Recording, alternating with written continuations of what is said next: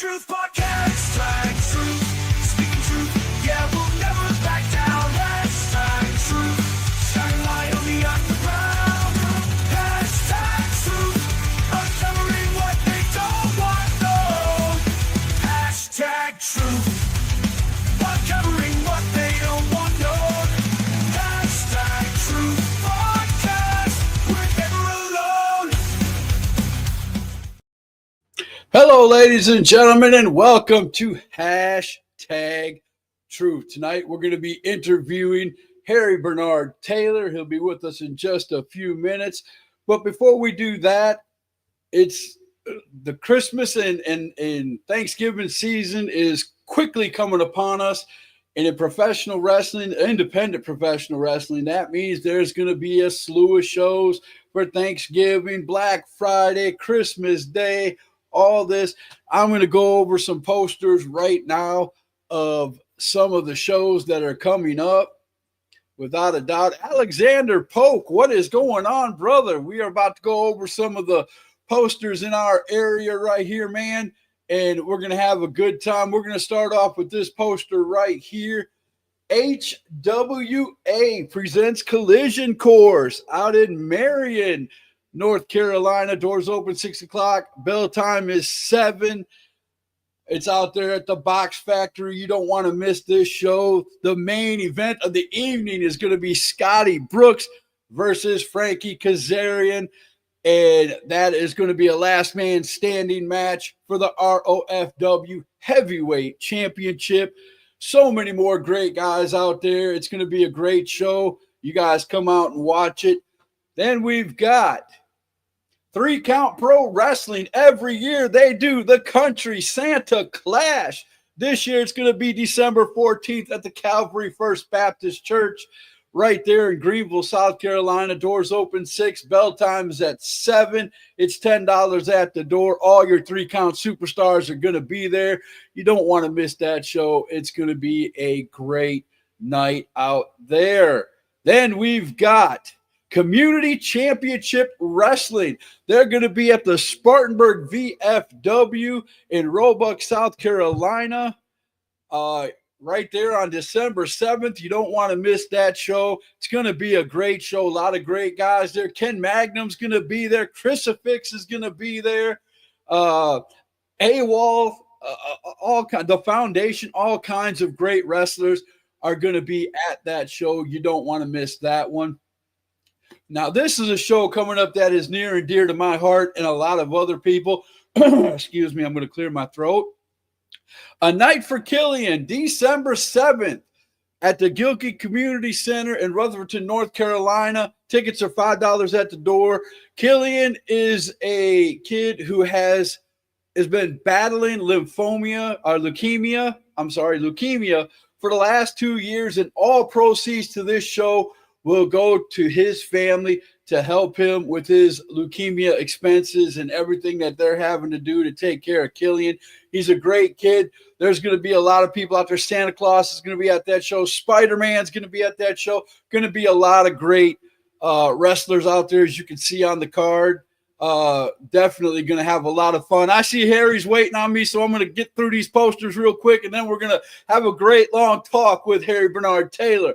We've got Thankful Throwdown is coming. Wrestling for Christ this Saturday, coming up Saturday, November the 16th at Lakeview Baptist Church, right there in McAdamville, North Carolina. Free admission with a can donation, and it's going to be a national TV taping. It is an outside show, so be sure to bring your own chairs and come watch some great wrestling.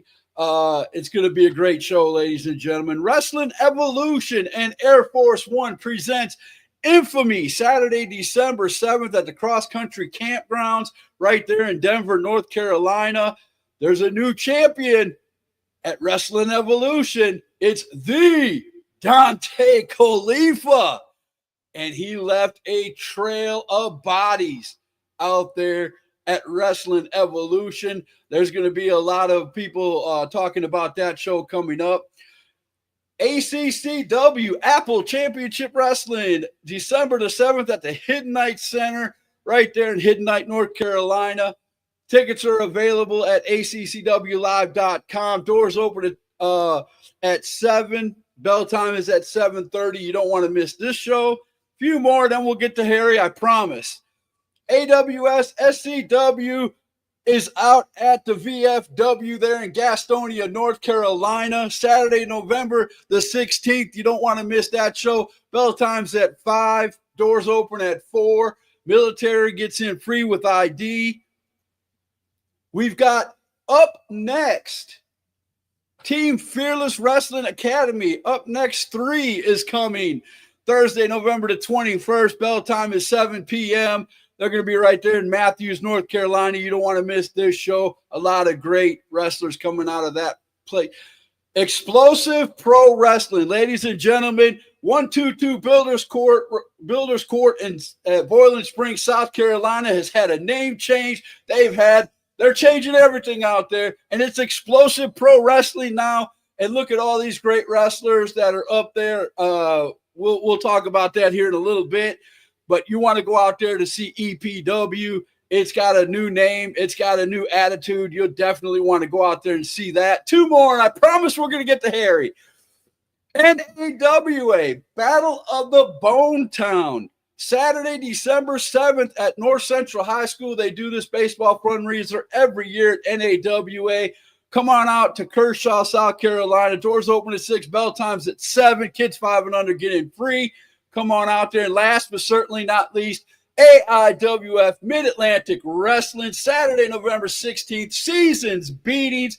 They're going to be at Veterans Park in Mount Airy, North Carolina. Doors open 6:30. Bell time 7:30. And now, ladies and gentlemen, one half of the team at I'm so excited I don't forgot the name of their show. Isn't that horrible? Straight Up Wrestling Show. Yeah. Oh my God. Harry Bernard Taylor, how you doing, man? Pretty good, Scott. How you doing, buddy? Man, I just now got in, to tell you the truth. You know, hey, went ahead and had to stuff my face with some food for about 5-6 minutes. I just came back from Jiffy Lube. As I talked to you a little bit earlier, I was getting my car taken care of. I just did the same they thing, got me bro. out just in time. Just in time, man. It's crazy. I wanted to do this on my computer. Now, believe it or not, I've never used my computer, this new computer that I have, this new laptop that I have. I've never used it for Facebook. So I'm sitting here, I'm trying to put the messenger on so I can get your message and do this thing on my laptop, but I couldn't do it. So now I'm on my phone. So it is what it is, man. But let's go ahead and roll. Lee Peterson said, we call him Naked Gator. HWA, yes, HWA is going to have a great show this Saturday out at Marion. Don't miss it. And Jamie Earnhardt said NAWA is a great show. Yes, it is, definitely. All right, Harry, there's a reason why I asked you to be on Hashtag Truth, man. I've been a fan, even though I'm a podcaster, I've been a fan of you and Chris doing the Straight Up Wrestling Show since you started.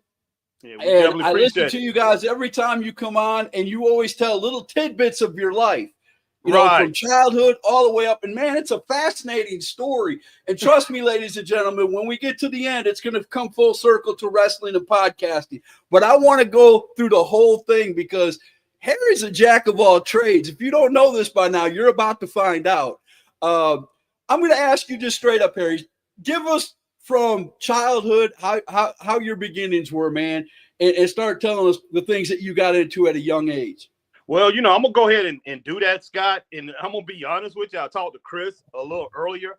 You know, I was telling him, I'm like, to tell you the truth, man, I feel like not doing it, to tell you the truth. Oh, come on, man. Man, look, I've done a lot of things in my life and accomplished a lot of things. But, you know, straight up, to be straight up with you, the thing that I'm most proud of, man, is my relationship with Jesus Christ. You know, hey, being able to preach His word over through the years and winning souls for Christ. That's something I actually haven't been doing a lot of since I've been doing this podcast. I will go ahead and say that. But that is that is the thing that I'm most proud of, man. So But you know, you hey, were doing videos for a little while doing yes, that. I was. Watching some of Sometimes, them, man. You had me inspired there for a little while. yeah, I got to get back into that, man. You know, it's something. You know, one thing I will say about wrestling, and one thing that I have learned. I mean, this go around since I've been a huge wrestling fan, this and doing this podcast, it will take you away from some things, man, that you should be doing that you're not doing. So, not saying anything about, you know, bad about what's going on in wrestling. I have a huge passion for it, and I want to see it done right. I want to see it get close to what we had when we was growing up, Scott. It's definitely not gonna get there. It's not trending that way. As much as Cody Rhodes or anybody want to say it's better than it ever was, it's not, man. You know, hey, the numbers don't lie. You look at Nielsen ratings, and I know I've heard other podcasters out here, you know, say, hey, it doesn't matter why people are worried about ratings and things like that. Ratings matter, straight up. Right. But yeah, from so yeah, I'm just gonna go ahead and start off, man, with my life. You know, my life. You know, I was born in Greenville, South Carolina, 1967. Let's see, you know, first 5 years of my life. I'd say within the 4th year of my life is when I caught the attention. Well, my attention was caught to watch professional wrestling. My brother was watching professional wrestling.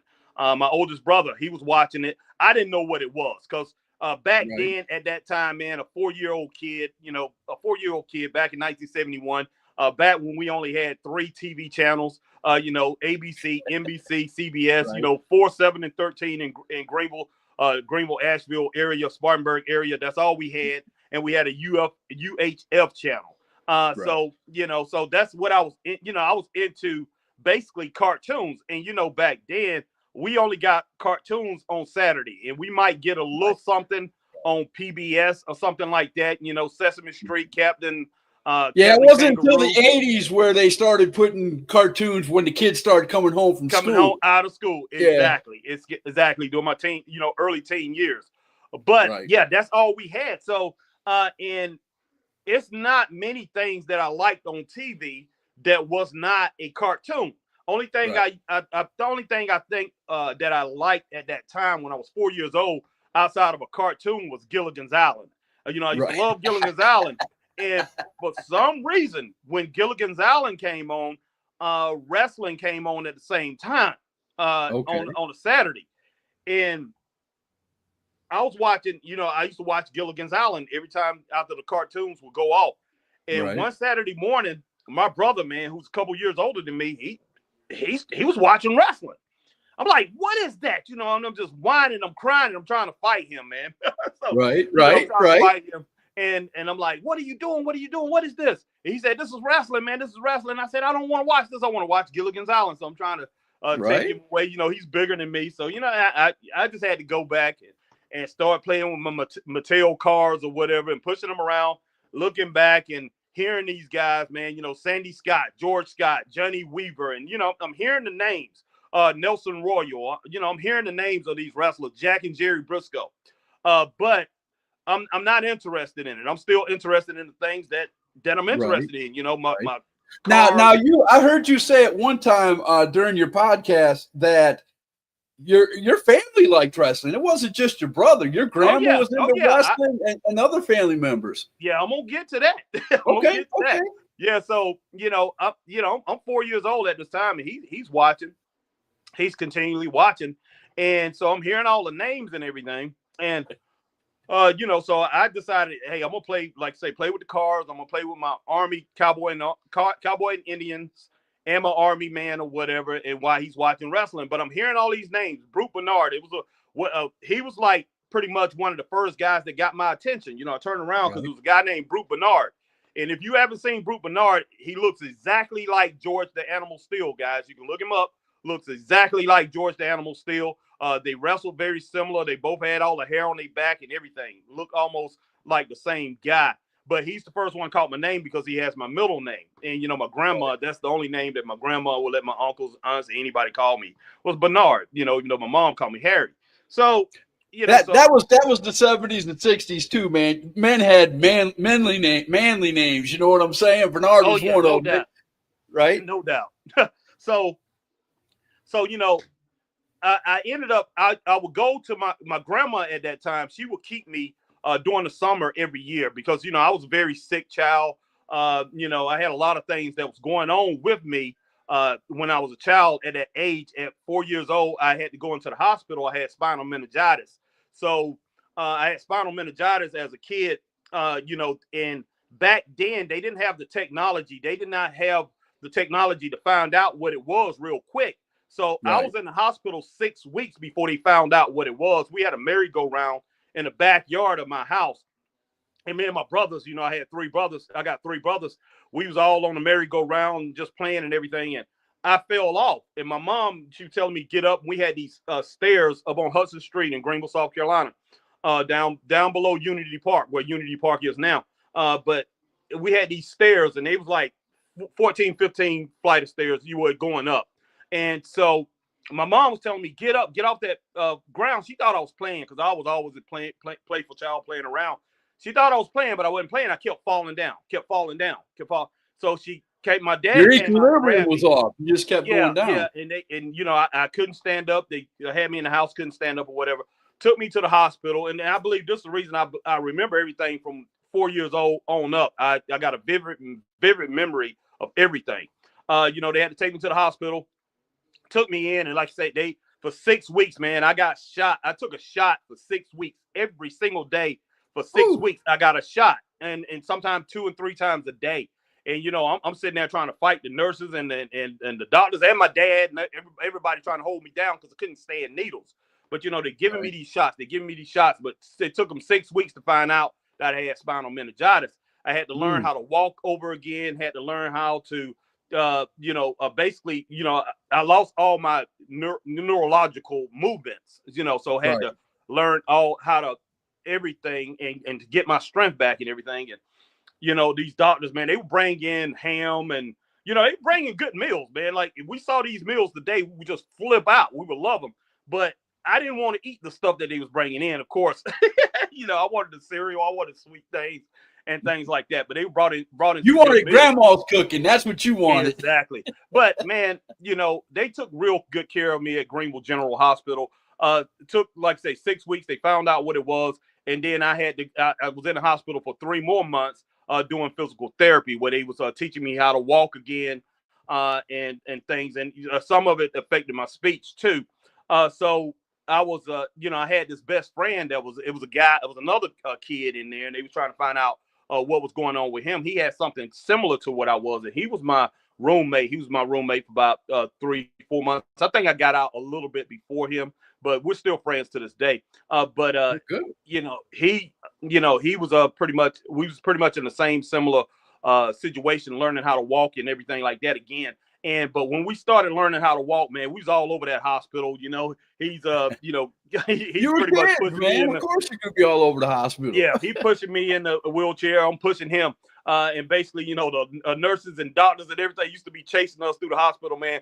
We was real quick. We would beat them to the elevators and everything. It was just, it was pretty crazy. But when I came home, man, my grandma started taking care of me. She wanted my mom to give me, she asked my mom, could she take me and everything. And she took care of me until I got in school for like the first 4 to 6 years old.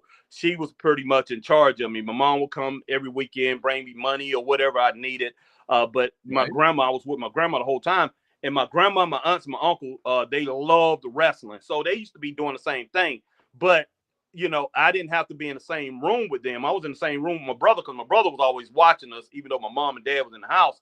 My oldest brother was watching. That was another thing back in the day, man. You got to be 10. You were babysitting. That was babysitting time, man. Exactly. So I didn't have to be in there while they was watching it. I was, in other parts of the house, and I would be hearing that.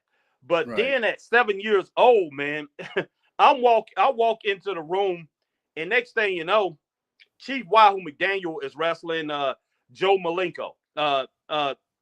Professor it wasn't Dean Malenko's dad, Professor Boris Malenko. He was wrestling Professor Boris Malenko. And, I'm sitting there watching it, and the brutality of this match, I'm just sitting there with my mouth wide open. But he hit him one time with a chop so hard, knocked his teeth out. Teeth just came flying out of his mouth, man. Wow. And so I was hooked ever since then. And, so I started sitting down every Saturday, because they would watch Saturday mornings, Saturday nights, and World, that was Mid-Atlantic Championship Wrestling on Saturday mornings and Saturday nights, and Worldwide would come on Sunday nights. So I would sit there and I would watch professional wrestling with them every weekend, after church or whatever. We come home, man, boom. Wrestling was always a big thing. And that was back in the territory. So if you were in certain areas, you got 2 different territories and 2 different shows. Yeah. So at that time, it was basically Mid-Atlantic Championship Wrestling, but they had different shows. You had Worldwide Championship Wrestling, and that was by Jim Crockett Promotions. Mid-Atlantic was Jim Crockett Promotions, and East Coast Professional Wrestling was Jim Crockett Promotions. But man, it was incredible, So I sat down, started watching it at that time.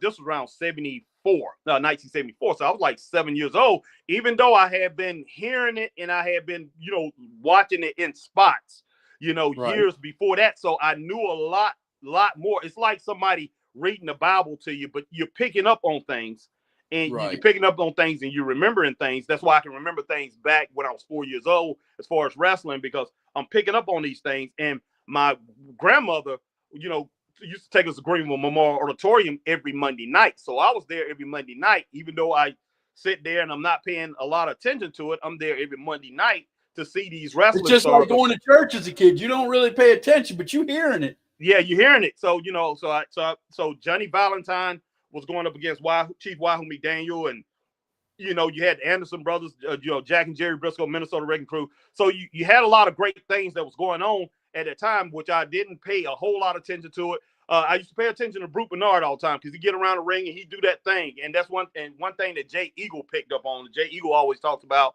that he got it from Brute Bernard. Brute Bernard will do that thing, yeesh, walk around, yeesh, yeesh, he would do that.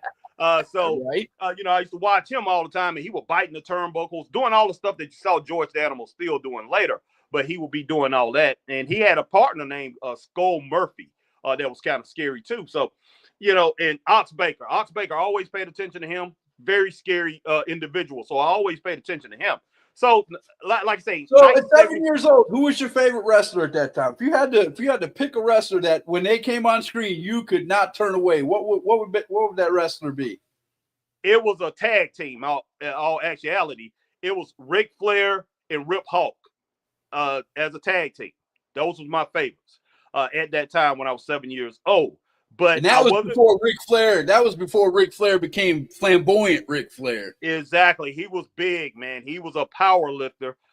Actually, he was a power lifter and used to pretty much team up a lot with Ken Patera. He was Ken Patera's roommate. They used to be roommates, and he used to lift a lot of weights with Ken Patera and everything. He was big. He was bigger than what he is. He was later on, because he got in that plane crash in 1975. He lost 2 inches. When he had that crushed vertebrae, he came back. Instead of being 6'2", he was 6 foot. He was six.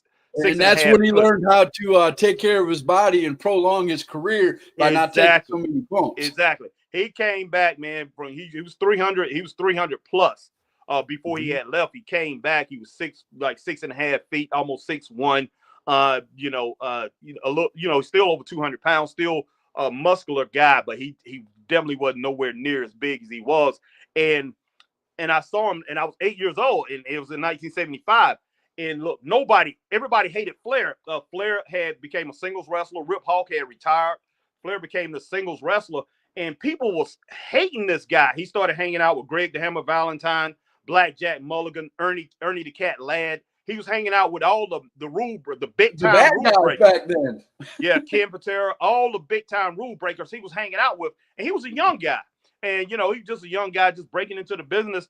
And I used to pay attention to him because he was trying to be flamboyant at that time. He didn't have it all down packed like he did, and a little bit later on. But by learning through all them guys, that's how he became the dirtiest player in the game. Exactly, learning through those guys, and those guys, man, had a lot to do with putting him in a position that he was in. But at that time, like I said, he wasn't my favorite wrestler. I really didn't have a favorite wrestler. I liked Wahoo McDaniel because he was huge, and everybody loved Wahoo McDaniel. Everybody loved Chief Wahoo McDaniel until now. I liked him too until he wrestled Ric Flair. First time, it was a Monday night. We went to Greenville Memorial Auditorium, and he wrestled he wrestled Nature Boy Ric Flair. I mean, well, this was before they called him Nature Boy Ric Flair. Well, they just had started calling him Nature Boy Ric Flair. His gimmick had changed. And I'm not paying attention to what's going on in wrestling. I'm not paying attention to what's going on that night, to tell you the truth, until that match happened. And everybody just, it's just a huge buzz in the arena. It was so crazy back then. At Greenwood Memorial Auditorium, it was so many people used to go to the matches. The kids, a lot of the kids, we had to sit in the runway where the staircase went down, where the open staircase went down. Yes, we had to sit there because there was so many people there, man. It was incredible. But yeah, Flair was wrestling. This time, hey, instead of being in the runway, I was sitting by my aunt Jackie, and she loved Wahoo McDaniel. I was sitting beside my aunt Jackie, my aunt Miltonia, we called the Tonky. She was sitting right in front of me, and my Uncle Milton was sitting right beside me, and my grandma was on the right-hand side, and my grandma was on the left-hand side. So, I look up, and I'm looking at this match, and Ric Flair, man, he got a 2x4. Wahoo had threw him out. Ric Flair, somewhere, I think he pulled it off under the ring apron, got a 2x4, whacked Wahoo McDaniel over the head. Bam! Blood just went everywhere. And then, he let out this big, woo! First time he ever did it.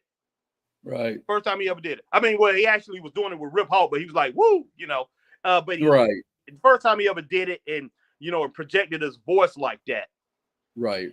Everybody in the crowd just looked, and man, I mean, big smile went over my face. And I actually felt this, it wasn't the Holy Spirit, but it was a human, the human spirit that you get when you really love something. Right.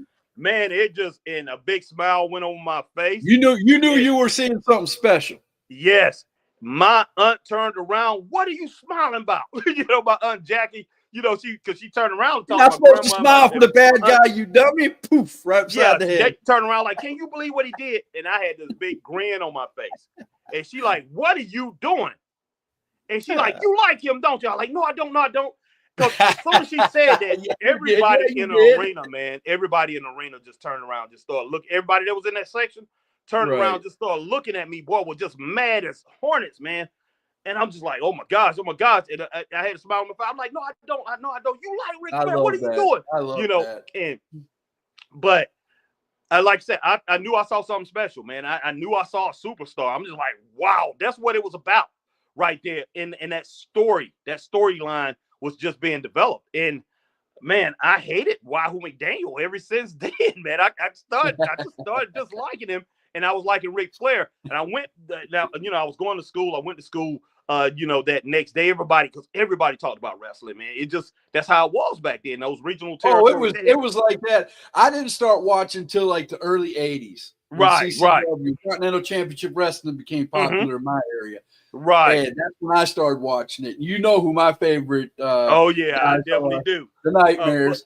That's who got me into wrestling, was the Nightmares, Danny Davis and Kenny Wayne. Them two boys, I mean, to this day, you can't tell me there's a better tag team out there. I don't care who you name. You can say Rock and Roll Express, and I'm just going to lower my head and say we can argue about that if you want to. Yeah, I know you are. But yeah, man. I know you will. You love that team, man. Now I want to ask you something. I know you're into the wrestling thing. You're going through doing the wrestling thing, but you had other talents growing up too, and I don't know about what time you start, but you're a big music connoisseur, man. Tell us about that a little bit. Well, I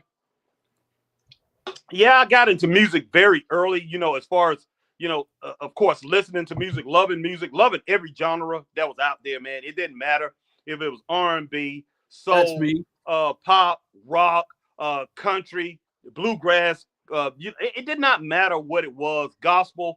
I was a big time gospel singer. As far as in the church, I went to Church of Christ, grew up Church of Christ at that time. And man, I was, I had this, very strong voice. So I was, this kid, I was this 4 or 5 year old kid that was sing in the, that was sing solo in the church, and everybody would just stop and wanted me every week to come in to sing my favorite song. Amazing Grace was my favorite song. I think Amazing Grace and Near the Cross.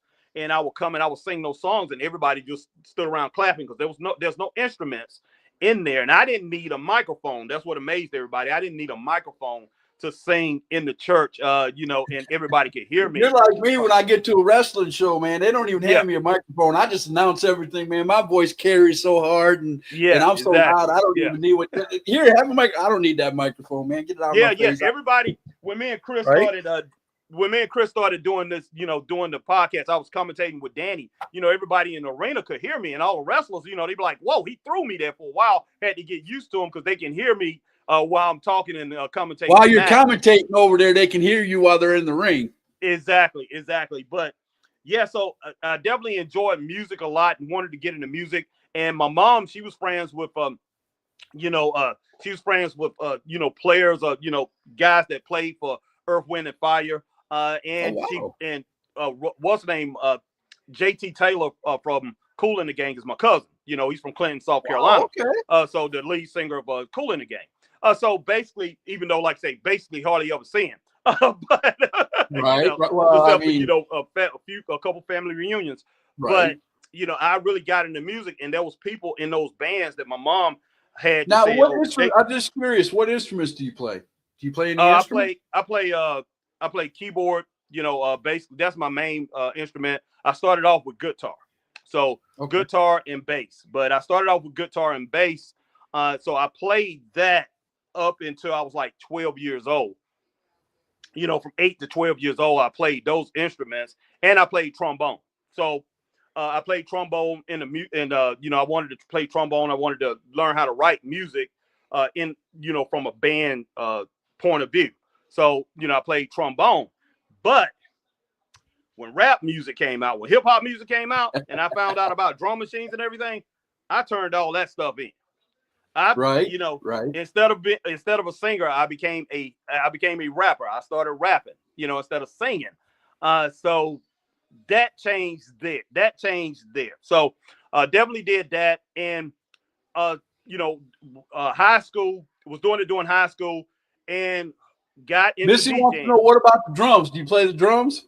No, I don't play drums. I mess with drum machines and everything like that. My brother was the drummer. He's a great drummer. Chris actually is a good drummer. Chris plays. Now you said you do keyboards. Do you do synthesizer that has all the instruments inlaid into it? Yeah, that's what I got. I got I play a Korg workstation, a 360 Korg workstation. It has everything in it.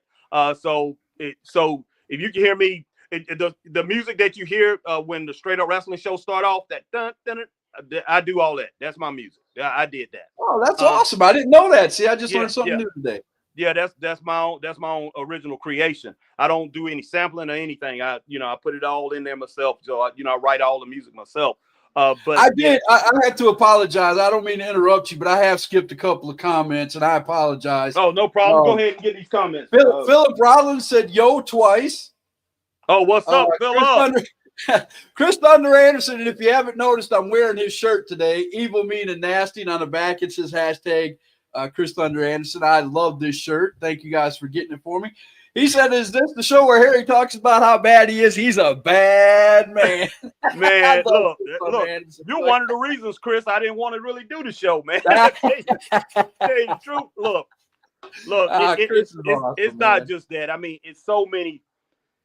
A lot of people, some people think they'll listen to me, and then and you have people that know me, and they know I've done a lot of different things in my life, and sometimes if I speak of my accomplishments or the things that I've done, they will take it as being arrogant. It's not being arrogant. It's all a blessing from the Lord. Everything that I get has come from Him. It's nothing that I've done. It all comes from Him. So I've been listening to you since day one of you coming on and doing your show, bro. I know how you are. We've had plenty of conversations at wrestling shows and things like that, man. I wouldn't have you on here if I thought you were arrogant. Oh, I know you wouldn't. I know you wouldn't. But yeah, some people do. They think that, and maybe hell. Well, you are a person of you grew up in my generation. And a lot of people in my generation, I mean, Missy can contest to this, Chris Thunder Anderson can contest. We are very opinionated. That's true. I mean, that's true. and we're strong and we're set in our opinions. You know, like you might like a wrestler or something, and I might think he's trash, and we'll stick to that opinion. You know what I'm saying? And, no doubt. And no doubt. That's what I love about the podcasting game and all the differences. And I mean, there's like 4 or 5 podcasters that do shows in our area. And each one of them, and I have to give a shout out to Luke Childers, who's going to be doing his first podcast Friday night. Be looking for that, guys. Cool. It's going to be a great podcast. The Bottom Line. Be looking for that. I am I even moved to #TruthShow just to watch it because he is the future of our podcasting. I'll say it a million times. This kid is great. Go look up The Bottom Line and check him out. He does a lot of great interviews. His whole family is part of wrestling. Missy right here is his mama. Chris Thunder Anderson is his daddy. They go all over the place. And he literally grew up in indie wrestling. So this kid knows what he's talking about when he's doing all these answers and stuff. Missy said, I don't give my opinion anymore. It got me into too much trouble. That's what I love about you, Missy. Yeah, don't change a thing. Don't change a thing. I'll say it out loud to anybody. Don't change a thing. Yeah. But going back to the music, I'll go ahead and finish that up real, as quick as I can. But I became a DJ. I started DJing in high school because I just had so many records. I bought everything that came out. So I started DJing, and I was one of the first ones in South Carolina because I had friends in New York. Like I say, I got into hip hop music. Back then, here in South Carolina, you go to a. I know you had that Houdini album. I know that for sure. Yeah, Back in Black and all that stuff. Yeah, of course. But yeah, you go in here in South Carolina, you go to a party, a dance party. You go to a club. They was using one turntable. One turntable, putting that record on, or they have records on there, and you just stack. They'll be stacked on the thing. They drop down and all that. So, I bought 2 turntables. I learned I bought 2 turntables and a mixer in between. And I started, and I learned from my cousins that lived up in New York how to mix and cut and scratch and doing all that. So anytime that I would, it didn't matter if I was doing a club and there was rock music, there was rap music, or R&B music, whatever you wanted to listen to, I would mix those records. I would blend those records as another record coming on. If I'm playing one record, you can hear the other record coming in, take an insert. You're starting to break up a little bit. I got really good at it. It's like, you're moving around too much from your screen. You're starting to break up a little bit. Okay, there you go, man. Let me check something out. You still can hear me though, right? I can hear you just fine. Okay, good. Let me change some settings. I wanted to do this actually on a laptop, but I couldn't get set up, man, because like I said, I couldn't even bring up my messenger. We all got lives to live. I understand. And doing it live, I know everybody out there knows that, we all look at this. Chris is even saying, man, come on, calm down here. You good. You good.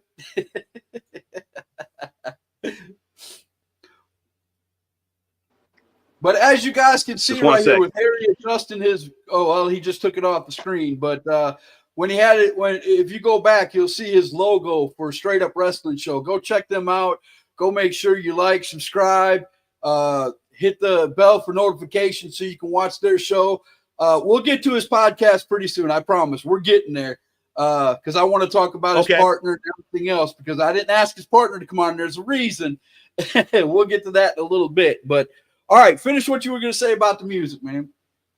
Okay, yeah. Like I said, man, I just started mixing and mixing, scratching, cutting, doing whatever it was, and I did a lot of different parties. I would get paid, and this is back in 84, 85, 86. I would be getting paid. It got so popular. That style of cutting and scratching and all that got so popular that as soon as MTV came out, that's basically what started Yo MTV Raps was the DJs that did that. And exactly. Still to this day, you can go on YouTube. I saw one the other day where you're talking, this guy takes rock music and pop music or rock music and country music or rap music, and he'll mix them and scratch it. And man, it sounds awesome. So I can imagine.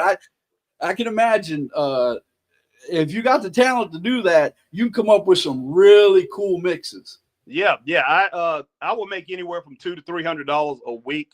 Well, on a weekend, back when I was in the '80s, and That's good music. That's good money back in the '80s. Now, yeah, in the '80s, just and that was just DJing at a club, a skating rink, or anything like that. And I made $40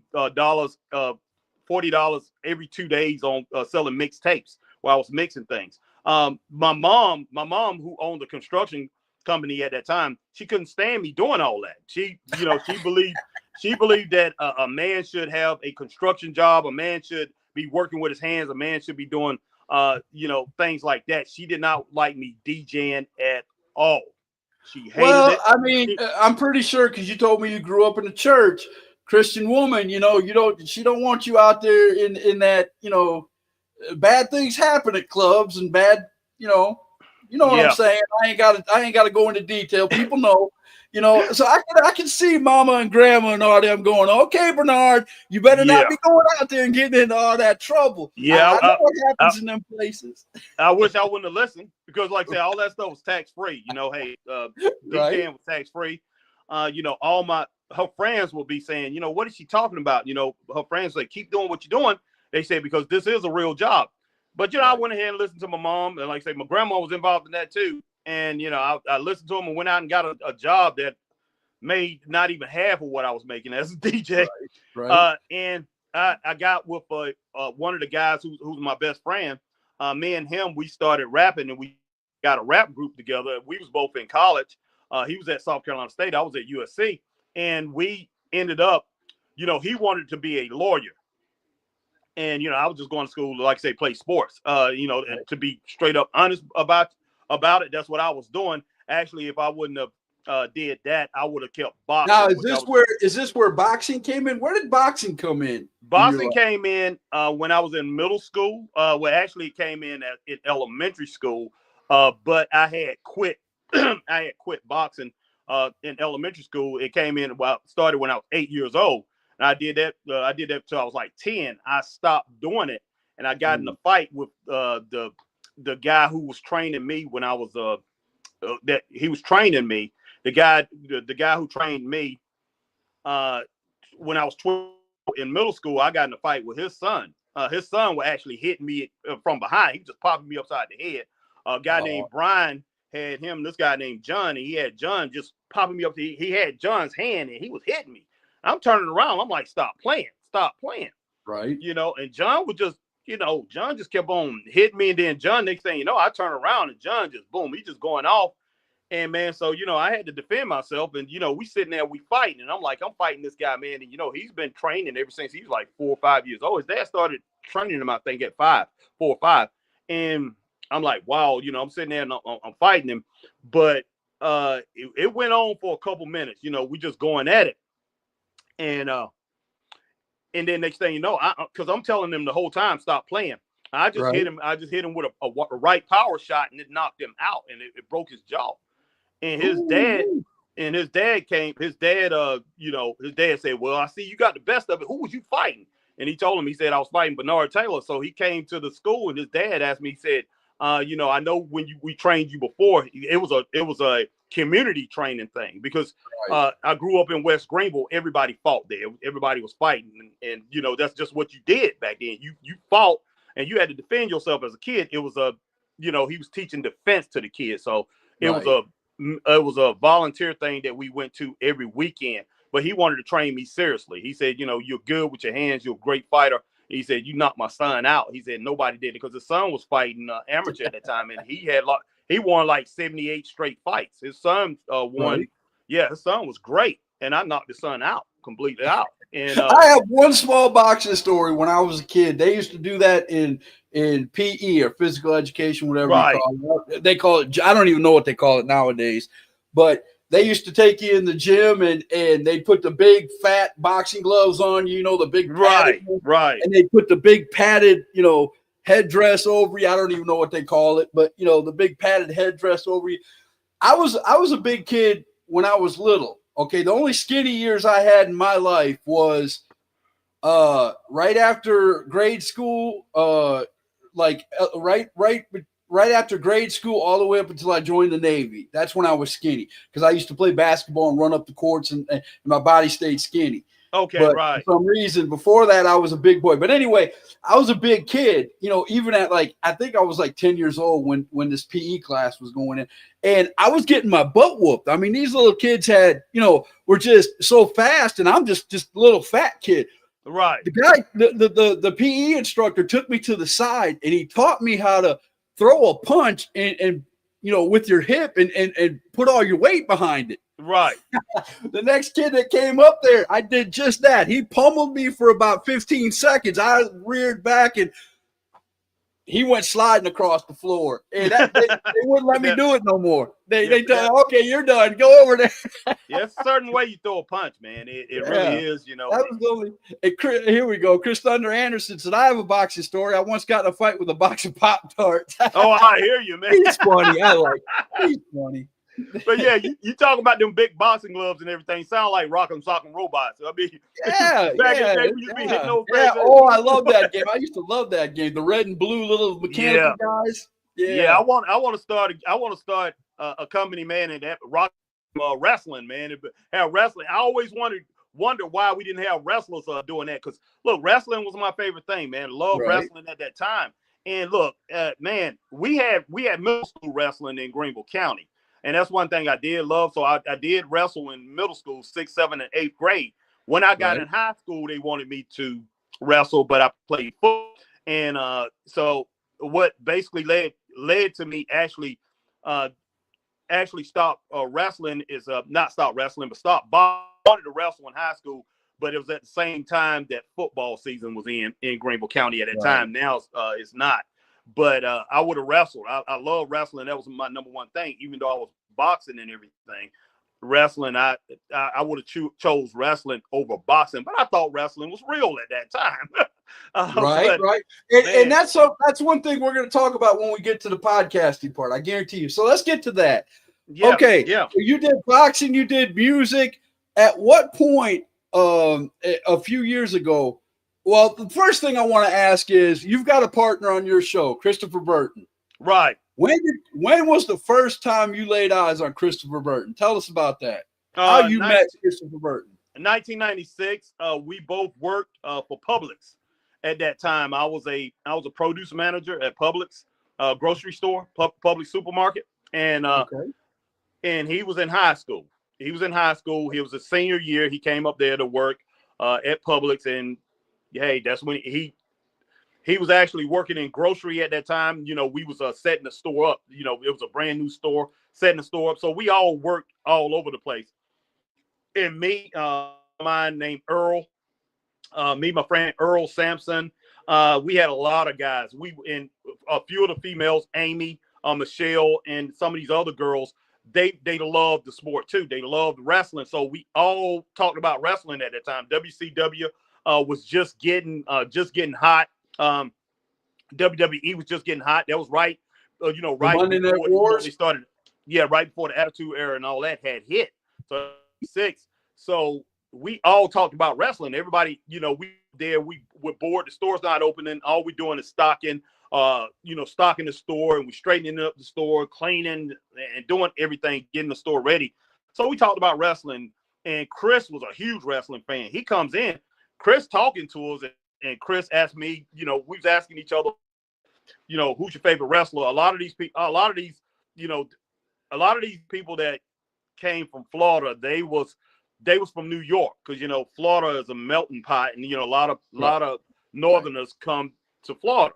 So they had a lot of those from New York, New Jersey, and things like that. They loved Bret Hart. They loved Bret Hart. A lot of them like Hulk Hogan, Diesel, and people like that, because he went up. He was Vinny Vegas in WCW, but he had got popular as Diesel up there. They loved Shawn Michaels. They asked me who was my favorite wrestler. I said Ric Flair. And Chris, him being from the South, and I'm knowing he's from the South, already had met him and everything, born and raised in Greenville, South Carolina. And he was like, Ric Flair, man. He was like, I like Hulk Hogan. He's a huge Hulk Hogan fan. I'm looking at him, I'm like, what?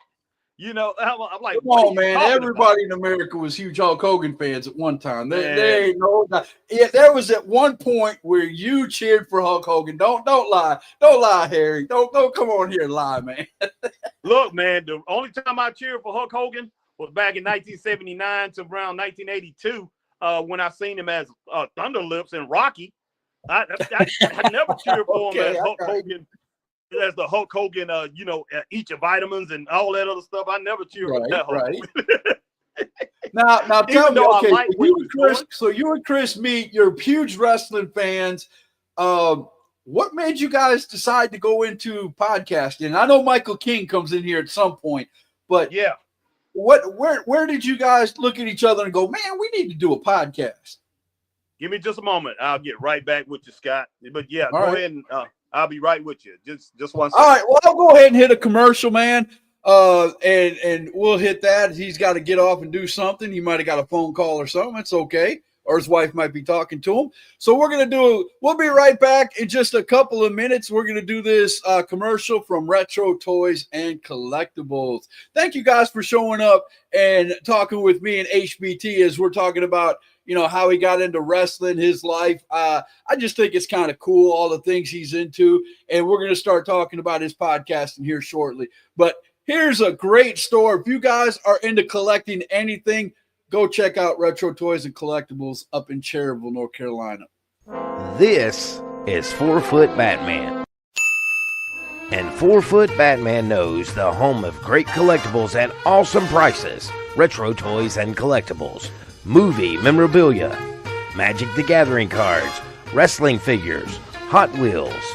The always popular Funko Pops. And much, much more.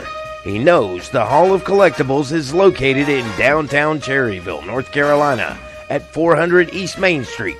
Give them a call today, 980-989-5181. Retro Toys and Collectibles, the heavyweight champion in collecting.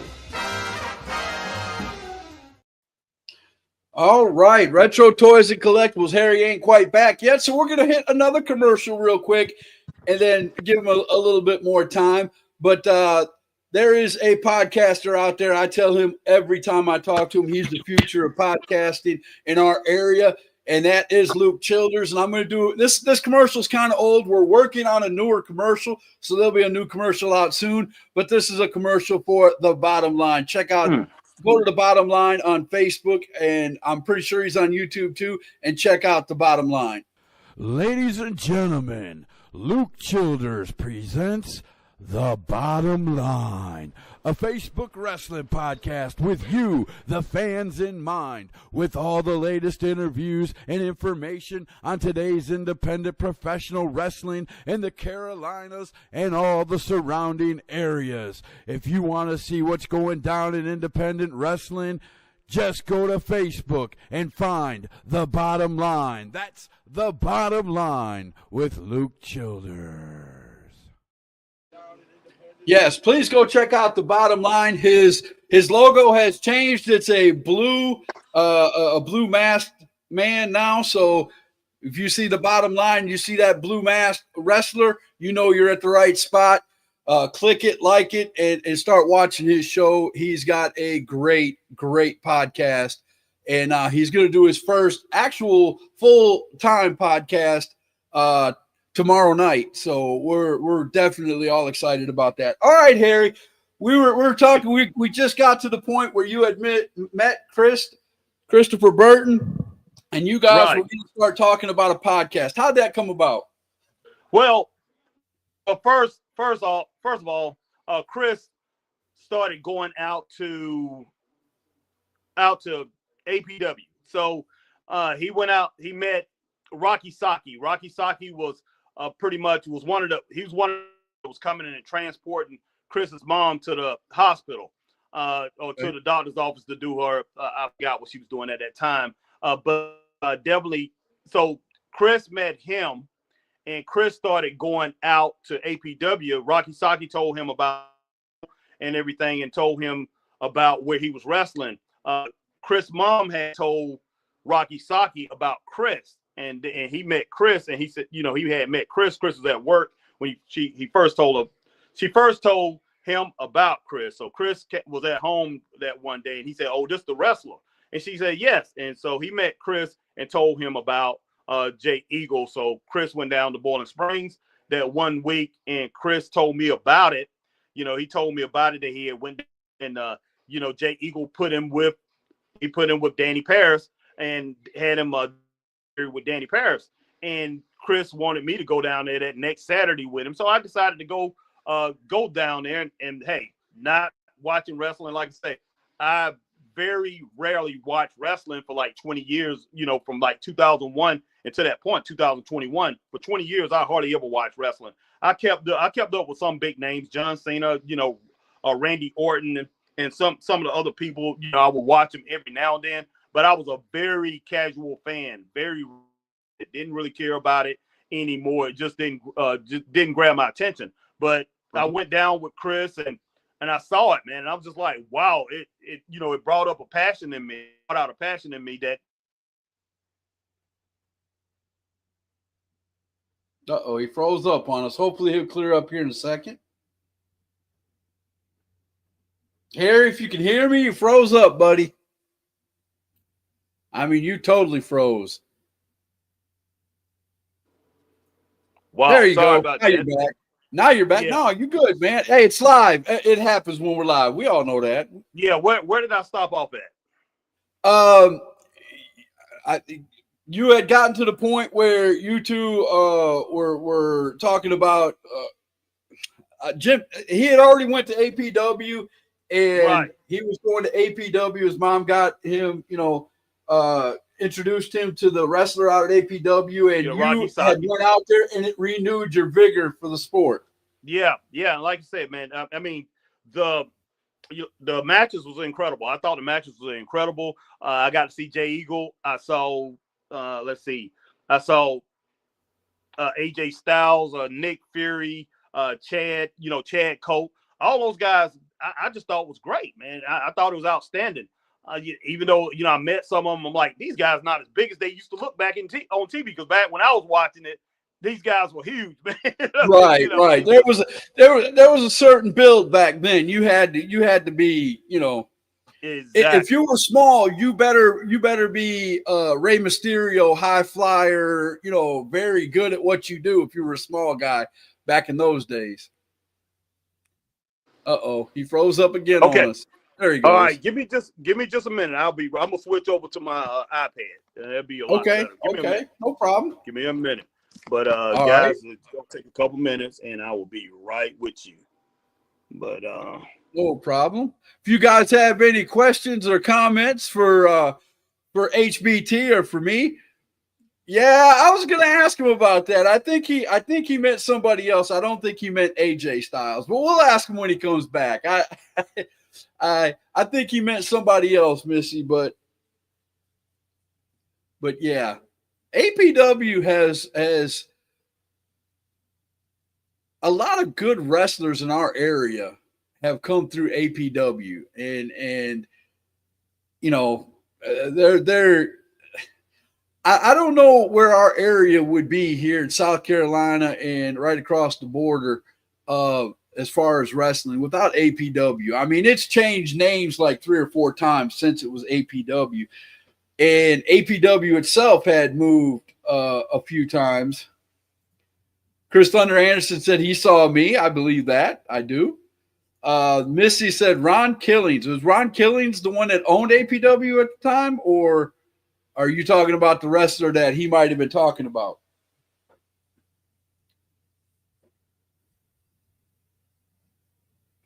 The first time I knew about APW, I didn't go in there. I didn't pay to go see it, but I remember APW when it was up on 221 in Spartanburg, and they had their building right there. I remember passing by, and they were having a show, and they had the steel cage outside of it next to the building.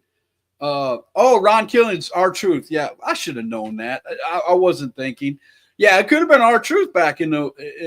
R-Truth, yes, came out of APW. I wish I would have been going there at that time, but it's all good. It is all good. But yeah, it's I'm trying to get to the part where he becomes a podcaster because I like this part too and everything that happened. Chris Thunder Anderson said he and AJ Styles were there when I first went to APW. Okay, there you go. So it could have been AJ. There you go. But I didn't know AJ was there. I knew that R-Truth, because R-Truth even mentions in some of his interviews when he does, one-on-one interviews, he mentions it. AJ Styles has been there. Okay, without a doubt. Uh-oh, we lost them all together. There he goes. All right, now he switched over. There we go. All right, let me bring up the you good, volume. man. Sit yourself up. I'll go ahead and mute you till you get all set up. Give me the thumbs up when you're ready. Okay. All right. There we go. There, that's a lot crisper, man. That's a lot crisper. Good. Yeah, this phone, like I say, it just don't want to pick up certain things. You good, man. You good. So you at the part. I don't mean to rush you, but I got a Redskins game to go watch because I know. We're gonna get to that part with Christopher Burton where he's gonna owe me a 12-pack after tonight. Yeah, but, Chris is at the bar. He wants me. He's at the Hall of Fame Sports Club. He wants me to come out and do a podcast during this game, man. Live podcast. Oh, okay. But yeah, it's AJ Styles, Missy. You're right. It was AJ Styles, not AJ Frost. I mean, it was AJ Frost, not AJ Styles. It was AJ Frost is who you was talking about. You said AJ Styles. Yeah. I was like, okay, I'm just gonna let him ride that out. Maybe everybody would miss it, but then man, look. Hey, they've set up. This right here. Well, Chris actually wasn't at this show. Chris Thunder Anderson wasn't at that show. He was at the show the next week. This was setting up for the show the next week. And that's when I saw Chris Thunder Anderson. Hey, how you doing, Connie? Good to see you. My wife decided to come and wave hi to everybody. Yeah, all right. But, yeah, Chris Thunder Anderson, I saw him the next week, and I was flabbergasted, man. I ain't going to lie. I was stunned. When I saw him, I was like, who in the heck is that? And like I said, I was hooked from there. I was like, wow, y'all got people like that wrestling here on the indie scene, So I was amazed because that's when Chad had brought him out at that time. He brought him out as, he said he called his big brother. It was something going on. I think Jay Eagle was Jay Eagle. Chad was having problems with Jay Eagle and his crew at that time. Right. Jay Eagle, Dusty Money. I think Nick Fury was siding with Jay Eagle too at that time, and AJ Frost. No, AJ Frost had a feud at that time going on with Tyler Storm. But yeah, it was Nick Fury, Dusty Money, and Jay Eagle. They was causing all kind of havoc. Of course, they was killing poor Dump Truck at that time. Right. But now you talking about somebody who was huge at APW, and no matter what name they're going under now, still huge out there. That's Dump Truck, man. Dump Truck's a big influence out there. Yeah, but I wanted to see Chris Thunder Anderson every week. Didn't get to see him every week, but I wanted to see him. Yeah, he said you saw him out there. He put on here. He said he saw me too, Lyle. yeah, he's incredible, man. I was really stunned. I was really stunned and loved when I saw him at HWA. Him and Cruiser Lewis as a tag team, man, incredible. Oh, man. Still one of the top two tag teams. Between that team and Bad Squad is the baddest teams I've seen out here on the indie scene. But going past that, let me go back into how it started. I went out there, during the third week that was out there. Chris he was talking to Michael King because Michael King would come out and he talking to him. And Chris introduced me to Michael. And, him and Michael, we had a very good conversation. We sitting there talking, but, he mainly talking to Chris. And I went home and I just told him, I said, man, maybe me, you, and Michael, we can do something. Do something with this wrestling thing, because I always wanted to do something with wrestling. And even when Chris had got involved in it, I went with Chris when Chris went and started getting training and everything. And we have a friend of ours, a friend named Earl Andre Young, who has not Dr. Dre. He's the same name as Dr. Dre, but this guy, got into the internet really early, had a pretty good bit of money. and he was looking to get into something else outside of the work that he was doing online, because he was making all his money online. He got into the AOL. He got into AOL when the internet first started. He right. jumped right into it. So he had a lot of stock and like that on the internet. So he made a lot of money, but he had money and he was wanting to get into business. And so I told him, let's go ahead and buy Buddy out. What was his name? Goodness sake, maybe Missy or Chris remember his name. I can't remember his name. Buddy. He had a show here in Greenville, right there in Easley, right there between Easley and Greenville. I can't even think of his name right now, but I used to watch him all the time on Mid-Atlantic Championship Wrestling. But he had a show, and I said, look, let's buy that. And my friend thought I was joking. He said, man, you must be joking. I said, no, I'm serious. I wanted to get into wrestling in some kind of way, even though I didn't know anything about it like I do now, the ins and outs of the business and all that. I didn't know anything about it. I just had a feeling that we could go in there and we can actually do something with it. Because me, him, and Chris, and we had another friend, Ronico, we was all huge wrestling fans. And I'm like, that's something that we can get into it. We can continue to pay them to run the thing. It was the WWC, World Wrestling Council, but they had a little small show they ran in Greenville every week. And I'm like, man, let's go ahead and buy him out. We let him go ahead and continue to train people and everything like that. And we just, just be money man, the money man. I had some money at that time too. So I said, we just be the money man, and back this thing and build it up to something special. And he was like, no, man, no. So, and then that was during the time, that was around the time WCW was going downhill, putting the title on actors and things like that. I got out of wrestling. I said, forget that. And I went straight to boxing. I started watching nothing but boxing, all the boxing pay-per-views, love boxing. So I just got strictly into boxing and hardly ever watched wrestling. But yeah, we're talking to Michael King. And I told Chris, I said, maybe you and Michael can do something. And Chris got all excited. He called Michael, and Michael was all for it. And so yeah, that's how the podcast came about. And so we started doing that. But Michael at that time was called Saigon Sam or whatever. And Michael then he became Michael King. Got the King Enterprises thing. And so he was with us for 3-4. I think he was with us more than 3 or 4 months. He was with us probably about 5 months or so, 5 to 6 months, and then he basically broke off because he was doing that too. He didn't want that to, he didn't want that to pretty much interfere with what we was doing with Straight Up Wrestling Show. So he went ahead and did his thing, and we did our thing. So that's how the Straight Up Wrestling Show came about. So. That's pretty cool, man. And yeah. The one thing that I like, and here's another question I wanted to ask you, because not a lot of podcasters that I see do it quite like you guys do it. And that makes you guys special in that way is you guys like doing watch-alongs. What made you decide to do the watch-alongs? Because a lot of podcasters will do a preview and a review of a show and not, watch the show. Because of course you can't show the show on the screen or anything, but but you guys watch it and you talk about it as it's going on, and you've built a pretty nice little following with the people that watch it. A lot of the same people show up. I mean, I always call it the Straight Up Wrestling Fam when I come on and say hi to everybody, and you've got a pretty good following. Was you surprised at that when you started doing reviews, and whose idea was it to do the watch-alongs? Pretty much me. I just said, let's just go ahead and first, we was reviewing everything. We just doing all the reviews, and I don't know. I was just thinking, I was like, let's go live, man, and do it live. That way we won't have to, because what we was doing, me, Chris, and it was fun doing those things. Because me, Chris, and Michael, we would all watch it throughout the week. We watched every show, and we get together, man. We'll get together in a park.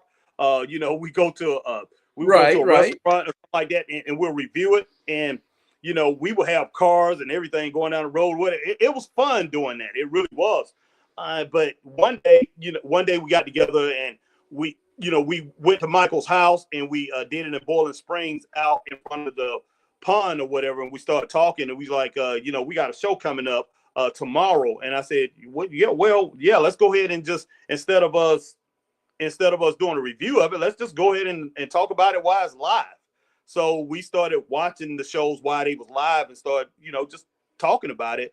Just like And I think I got the idea from that because me and Danny was commentating and we was recording that. We was doing a podcast on the why the match is going on at APW, and we had been invited to other places they asked us to do it. So so the same thing we was doing now. I'm like, it's the same type of thing. So we started doing it live. Now a lot of other people doing it live. Some of the people came on our podcast and stuff like that. And they were like, I never did anything live like that. But we asked them to come on our show and they started doing theirs live, which is cool too. Man, one thing we're about to wrap it up, but I got to ask you one more thing. Do you have any more aspirations of maybe running your own show or trying to run your own show? Well, we did the first thing we did as far as running my own show as far as booking it was when we did Christopher Burton's wife's show, the Jeanette Edgerton benefit show. We did that, and I did the booking on that, and as far as for CMW, I've done a lot of booking for them and a new one, PWF, and I've done some work down in Eastern Nolly, Georgia, for them. But yeah, I'm thinking about it very seriously now, as far as putting my own money into it and starting. I got other people want to do it with me, but when you have that, other people come in, you have complications and everything. I have my own. Everybody has a different way of looking at professional wrestling. Exactly. That to me is the reason why I got into podcasting. Everybody has opinions. You might not have my same opinion. Me and you were both old school. I would rather see wrestling go back to the old school type of ways, where nowadays they want to see high flying, they want to see total action, they want to see. They want to see bus wrecks every show. They want to see blood gushing down faces every single match. Where me and you would be happy watching an old AWA match where two guys were just doing holds the whole match. I mean, there's no doubt. That's wrestling. You have to have both involved. You have to have all of that. One thing about wrestling now, I see so many elements, so many of the basic elements missing from wrestling, and it's not good. It's not good for the sport. And like I told Christopher Burton the other night, I said, Chris, man, it does not matter that they're out here saying it's better than it ever was or whatever. Hey, numbers don't lie. When they was doing 2.7 million just a couple months ago, or about 3-4 months ago on SmackDown. They was doing 2.7 million. They're down to 1.4 million for the last 3 weeks over for SmackDown over on USA. And I know they went from Fox, which is free TV, but they shouldn't have lost that many. And you had Raw, they was doing 1.8, 1.7, 1.8. They're down to 1.4. So both shows are doing 1.4 million. And Dynamite, AEW Dynamite, they all the way down to 500,000. Now I've got a question for you. I got a question for you. I'd love to hear your take on this because I have a take on why that is. Okay. You see, back in the 80s in that there wasn't as many indie shows. In the 90s, there wasn't that many indie shows. That's right. Now, if you want your wrestling fix, and I'm not even kidding when I say this, you could pick up a rock and throw it in any direction, and there's a wrestling show.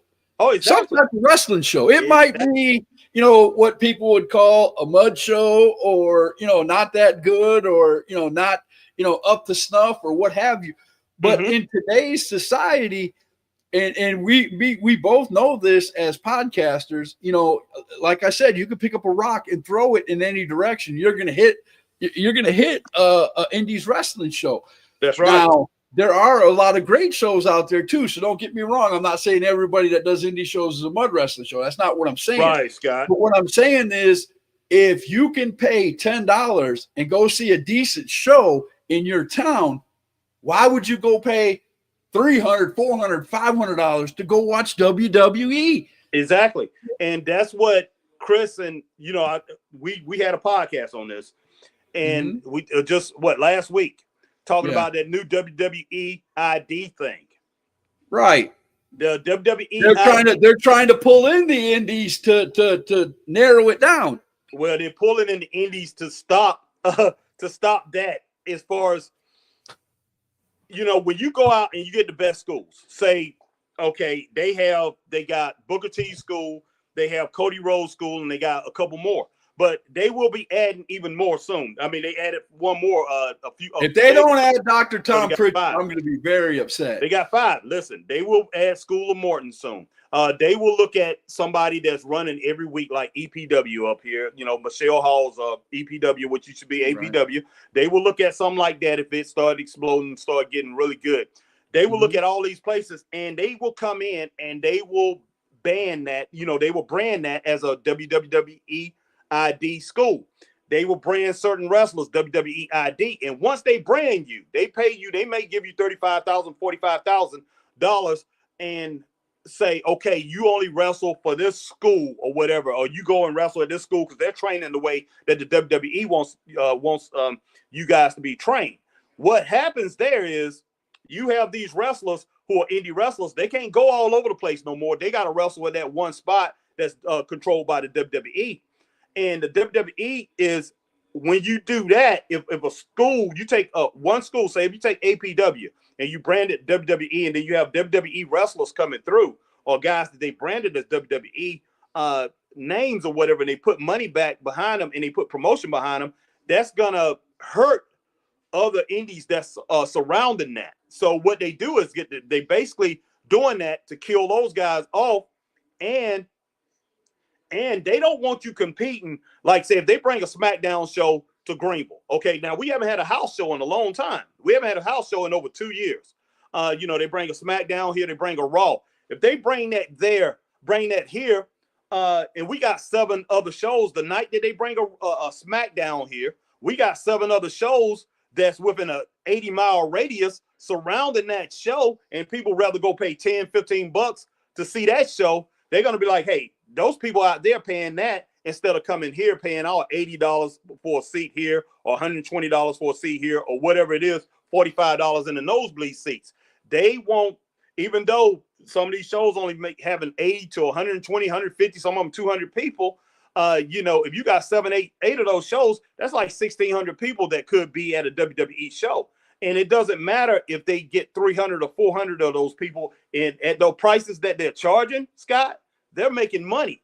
And right. Plus, like I say, if they at these shows, another thing that would kill, and again, just my opinion, I'm not an expert in professional wrestling. I'm a podcaster.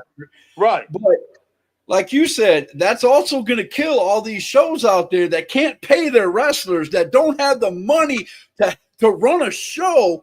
Exactly. And, you know what I'm saying? Yeah. Because I grew up when I said I grew up.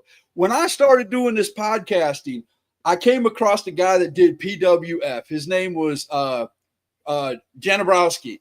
Right. And he taught me a long time ago. He called me up on my phone at home. He would call me up after I did a podcast or a rant. He would call me up, and first thing he told me, he goes, Scott, he goes, I ain't gonna lie to you. PWF, go look it up. Right. I think Janikowski's his last name. I can't remember. It's been a while since I talked to him, and he doesn't run PWF anymore. But he would tell me, Scott, if I didn't have $25,000 in the bank to run a show, I wouldn't run it. Right. I flat out wouldn't run it. And how many shows do you know? Seriously, Harry, how many shows out there do you know that would have that these owners would have 10 grand? Exactly. Ready for run $5,000 to run a show. You got to have 10. Owners, you have to have at least 10,000 to put. You have to have at least 10,000. I mean, you got to have money. You got to have. You got to at least be able to pay the wrestlers. Yeah, and I was about to put 10,000 in one last year, and I was like, wow, it'll break me. It'll break my bank, but it's a certain way I want to see professional wrestling. It just is, and I don't think it's right for me to go and tell this person how he should do it, or that person how they should do it. So. Man, the thing is, Harry, and I preach this on my show all the time. We know who the good ones are. We know who the bad ones are. Yeah, exactly. We do. Yeah. The fans know it. But there's always a but. If the fans' favorite wrestler is going to show up there, you're going to go pay $10 to go see them. Exactly. And another thing too, one other thing about like I said, that WWE ID, think about this. They okay, how many shows, any shows is probably running on a Friday night? Man, if those shows are not running, you in that WWE ID thing and it's closing down other little indies out here, those people can be home watching SmackDown. That's the way the WWE looks at it. And you better believe, and they ran by TKO Holdings. Or if you do go to see that indie show, yeah, because they're shutting down all them other shows, that's gonna weed out all the talent that isn't up to snuff, and you're gonna see some really good indie shows. Well, that's true. That's true. But one thing I will agree with a fellow podcaster, man, one guy that I listen to a good bit. What he said, I mean, he's 100% right. If you look at it, it's a factory, man. Because if you look at NXT and you look at what NXT does and everybody that they bring through there, especially a lot of these young college kids that they bringing up through the NIL deals that they signed. A lot of these kids coming out and they look the same, they wrestling the same, and everything. So it's going to cut off the individuality of a lot of these wrestlers that go around the country and learn a lot of different things. But yeah, WWE wanted to stop that a couple years ago because they said they don't want these indie wrestlers going out, coming in because a lot of them have bad habits and, they do a lot of things, they can't do things the WWE way and they don't like that. So, they wanted to cut the indies off. It'll cut down on when they get to a WWE like NXT or Raw, they usually go to NXT first and then they go to Raw and all that. But it'll cut down on how much they do have to train them, because they'll be already, they'll already know where the hard cam is. They'll already know, what to do in certain situations, where you should be set up and how long a match should go, reading the crowd and knowing, okay, this ain't going to work. Let's go ahead and end the match and things like that. You know what I'm saying? Oh yeah.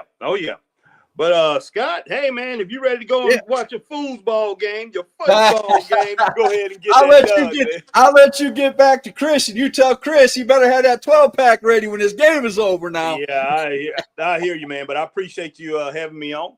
Man, I appreciate you coming on, and you're invited back anytime you want to come back, and I'll have Chris on at a later time. Well, that's good, man. That's good. No doubt, man. I would love to come back. And I will always be a fan of Straight Up Wrestling Show, just like all the other podcasts that are in there. We're definitely a fan of everybody. and it's always a blast to get together and talk wrestling, man. And I appreciate you coming on, Harry. I really do. Hey, man. Appreciate being here. All right, guys. Appreciate you. So I'm going to end it like this. Ladies and gentlemen, that's Harry Bernard Taylor. He is one half of Straight Up Wrestling Show. You got to go watch it, go like it, go subscribe, go follow, share when you get on there, man, and just have a blast. If you like watching wrestling, if you want to go where a bunch of people are talking WWE, AEW, TNT, all that, Harry covers everything from 1970 all the way up to 2024, going into the new year 25. Oh, yeah. Go watch his show. It's a great show, and that is the hashtag truth. We'll see you guys next week. We're going to have Dre White on hashtag truth, and we'll see you then. All right, guys. Peace.